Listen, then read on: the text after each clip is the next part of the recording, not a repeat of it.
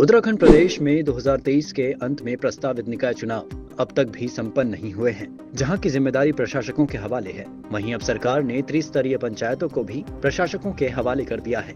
ऐसे में जहां निकाय और पंचायतें प्रशासकों की जिम्मेदारी बन गई है, वहीं विपक्ष ने भी प्रशासक व्यवस्था पर सवाल खड़े कर दिए हैं।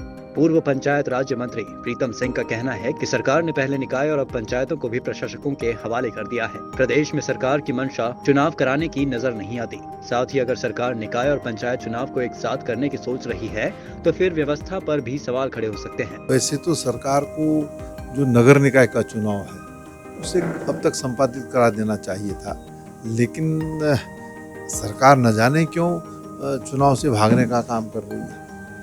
और अब पंचायतों का भी कार्यकाल पूरा हो गया, तो एक साथ तो चुनाव करा पाना संभव नहीं है, क्योंकि लगभग 7,500 ग्राम पंचायतें हैं और इतने नगर निकाय हैं। तो अगर एक पोलिंग बूथ पर एक भी सिक्योरिटी का आदमी रहा तो आप अंदाज़ा लगा सकते हैं कि क्या स्थिति होगी। अब देखिए, सरकार पर निर्भर करता है कि सरकार नगर निकाय और पंचायतों के चुनाव साथ साथ कराती है या पंचायतों के चुनाव को भी टालने का काम करती है।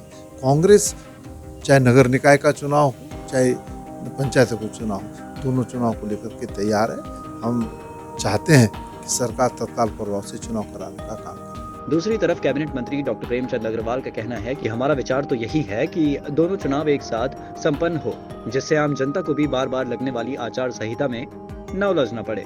इसको लेकर मुख्यमंत्री से बात भी की है, बाकी उनका निर्णय अंतिम होगा। मेरी इच्छा तो यही है कि एक साथ चुनाव हो जाए। मैंने माननीय मुख्यमंत्री से आग्रह भी किया था।